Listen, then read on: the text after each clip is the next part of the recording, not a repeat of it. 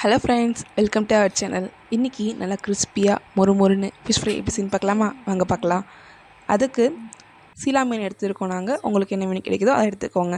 சீலா மீனில் 1 டீஸ்பூன் மஞ்சள், 1 டீஸ்பூன் தனி மிளகாய்த்தூள், 1 டீஸ்பூன் சாம்பார் மிளகாய்த்தூள், தேவைக்கேற்ப உப்பு, கடைசியாக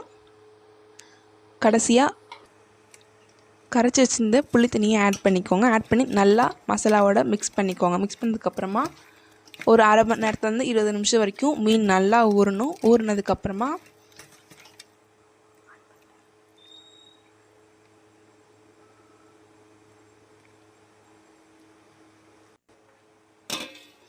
மீன் நல்லா ஊறினதுக்கப்புறமா ஒரு கடாயை எடுத்து கடாய் நல்லா சுடுனதுக்கப்புறமா எண்ணெய் ஊற்றி கருவேப்பிலை வச்சுக்கோங்க.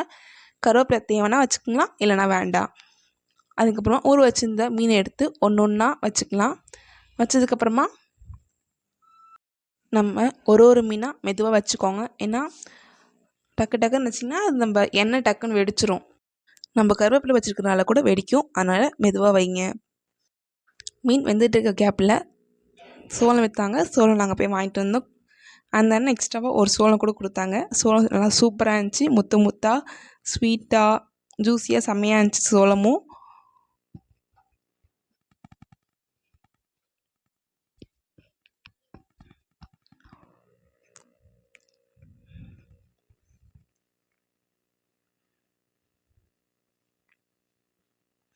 சோளம் நல்லா சூப்பராக இருந்துச்சு. இந்த கேப்பில் மீனும் நல்லா வெந்துருச்சு. மீன் நல்லா வந்ததுக்கப்புறமா ஒரு தட்டை தனியாக எடுத்து வச்சுக்கோங்க. இந்த மீன் எங்கள் ஊரில் சீலான்னு சொல்லுவோம். உங்கள் ஊரில் எப்படி சொல்லுவோம் மறக்காமல் சொல்லுங்கள். மறக்காமல் நம்ம சேனலில் சப்ஸ்கிரைப் பண்ணுங்கள். தேங்க்யூ.